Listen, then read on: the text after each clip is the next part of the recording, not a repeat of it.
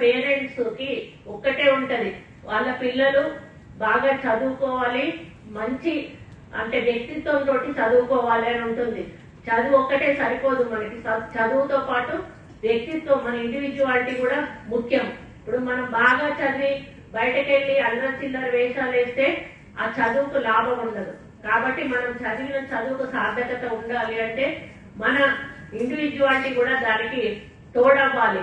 మనలాంటి వాళ్ళని ఇంకా 10 మందిని మనము పలానా అతన్ని చూసి మీరు నేర్చుకోండి, అతను పలానా అమ్మాయిని చూసి మీరు నేర్చుకోండి అనేటువంటి పద్ధతిలో మనం చదువుకోవాల్సిన అవసరం ఉంటుంది.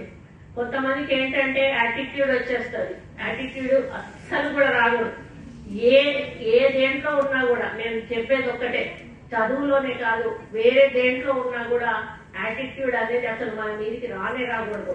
నేను 95 లో ఇప్పుడే చెప్పారు కదా నా హిస్టరీ గురించి, 95 లో డైరెక్ట్ గా హౌస్ వైఫ్ నుంచి నేను మండల పరిషత్ ఎన్నిక కావడం జరిగింది. అప్పటి నుంచి నేను ఎమ్మెల్యేగా ఎన్నిక అవుతూనే ఉన్నాను. లాస్ట్ టైం ఒకసారి ఓడిపోయాను. నేను ఇప్పుడు 5వసారి ఎమ్మెల్యేగా, మరి 2వసారి మంత్రిగా నేను చేస్తా ఉన్నాను. అందరూ అడుగుతారు నన్ను, ఏం మేడం మీరు మినిస్టర్స్ అంటే ఇట్లా కట్టుకుంటారు చీరలు, అట్లా కట్టుకుంటారు, ఇట్లా తయారవుతారు, అట్లా తయారవుతారు అని. అంటే మనం పుట్టినప్పటి నుంచి మినిస్టర్లు కాము, నేను హౌస్ వైఫ్ నుంచి మినిస్టర్ గా వచ్చాను. నేను చనిపోయేటప్పుడు కూడా మినిస్టర్ గా ఉంటానో ఉండనో తెలీదు. మళ్ళీ తిరిగి హౌస్ వైఫ్ వెళ్తాను.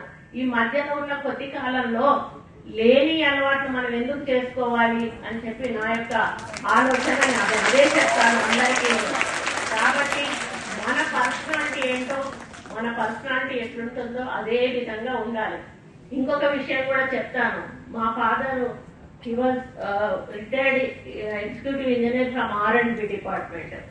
నేను ఇక్కడ ఉన్న ఆఫీసర్స్ అందరికీ కూడా తెలుసు, నేను ఆఫీసర్స్ ఎక్కువ సీరియస్ గా కోపడను. మామూలుగా మంత్రులు అంటే బాగా హల్చల్ చేసేస్తారు ఆ ఆఫీసర్స్ అందరినీ కూడా. నేను ఏమి అన్నాను, చాలా నిదానంగా చెప్తా, ఇది చూడండి సార్, అది చూడండి సార్, మేడం ఇది చూడండి అని సువర్ణ మేడం కానీ చంద్రశేఖర్ సార్. ఎందుకు అంటే ఆఫీసర్స్ అనేవాళ్ళు, ఇప్పుడు మేము పొలిటికల్ వాళ్ళం, వేలుముద్ర వాళ్ళు కూడా సీఎం అవుతారా వాళ్ళ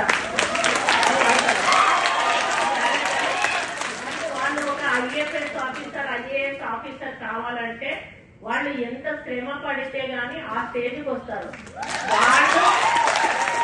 వాళ్ళు మా ముందు కూర్చొని నేను చెప్పింది వాళ్ళు వినాలి. అంటే రాజ్యాంగం రాసింది, అది మనం ఏం చేయలేము.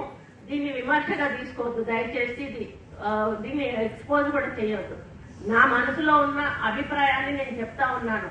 మాకు చదువు రాదు, మాకు సబ్జెక్ట్ తెలియదు, ఇష్టం ఉన్నట్టుగా వాళ్ళు ఏదైనా చేస్తే ఇష్టం ఉన్నట్టుగా తిట్టేస్తాం, మీరు ఏ పని చేయలేదు.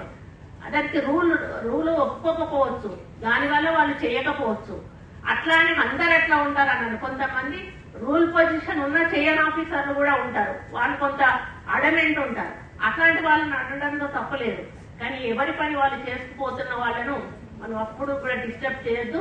మనం రూల్స్ ప్రకారం వెళ్ళాలి అని చెప్పి మరి ఎప్పుడు కూడా నేను సపోర్ట్ చేస్తాను. ఎందుకంటే మా నాన్న ఇంజనీర్ గా ఉన్నప్పుడు ఎంతో మంది కాంట్రాక్టర్స్ వచ్చి మా నాన్నని బిల్లు చేయకపోతే రోడ్డు బిల్లు తిట్టిన సందర్భాలు మేము కళ్ళారా చూసాం. కాబట్టి వాళ్ళ బాధ ఎట్లుంటుందో మాకు అర్థమవుతుంది. కాబట్టి నేను ఆఫీసర్స్ అంటే చాలా రెస్పెక్ట్ ఇస్తాను. ఇప్పుడు మీరు కూడా ఒక మంచి ఇన్స్టిట్యూట్ లో చదువుకున్నారు అంటే, నాకు ఇట్లాంటి ఇన్స్టిట్యూట్ ఒకటి ఉంటుందని ఇక్కడికి వచ్చి ఇప్పుడు వాళ్ళు వివరించేదాకా కూడా తెలీదు.